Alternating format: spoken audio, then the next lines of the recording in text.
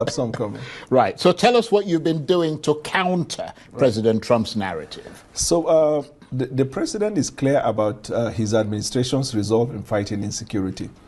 And that is evidence in the so many steps he has taken even before Nigeria was designated. You recall he rejigged the service chiefs. In August, there was even a defense contract we signed, approval from the State Department for the sale of weapons, I think to the tune of over $300 million. He has given the charge to the Nigerian soldiers to make arrests, deal with insecurity. So he's already on that line. But then misinformation came and then led to that conversation. And we just realized that for many years, we allow the world to tell our own story when matters affect us. And the outcome has always not been favorable.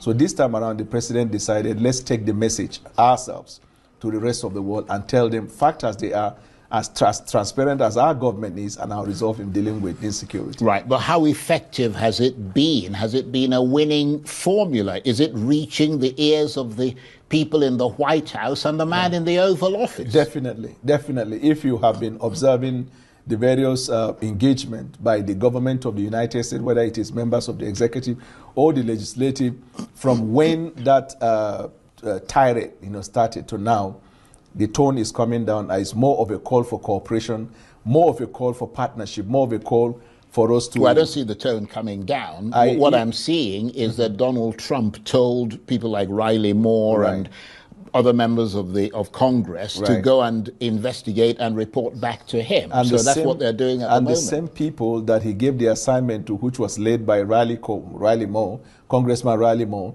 if you have seen his most recent tweet, I think it was early today or yesterday, when he was talking about Nigeria has the opportunity to take advantage of partnership and collaboration. He said, I called and I asked the government of Nigeria to partner with us so we can assist them.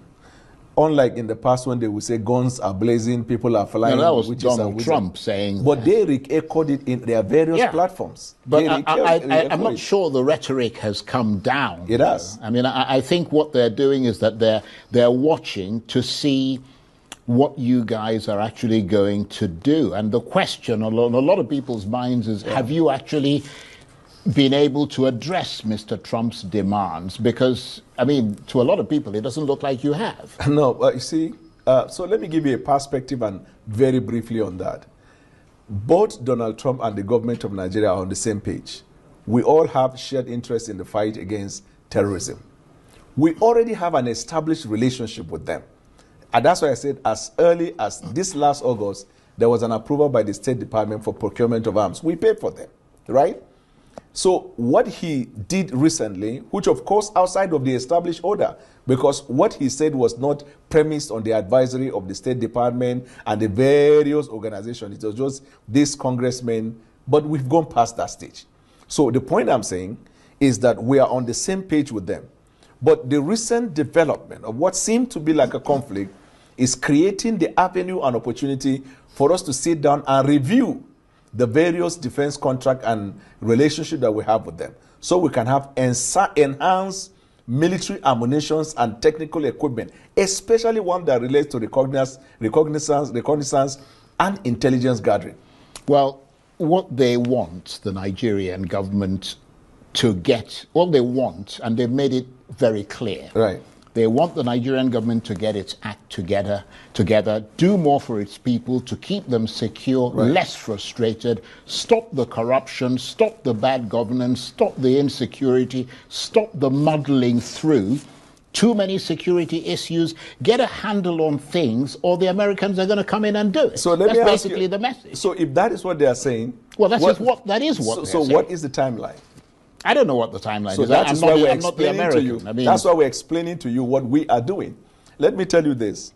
Americans went to Afghanistan in 2001 with clear mission to change the regime, establish democratic government, and move on. They spent 21 years.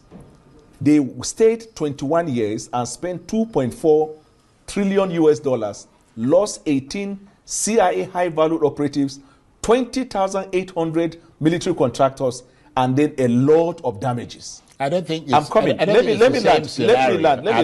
Let me land. Yeah. And after 21 years, they handed the government back to the Taliban. Do you know why? Emerging threats are not things you deal with tomorrow. That's why rhetoric don't help issues. What we look at systems, are we making the effort?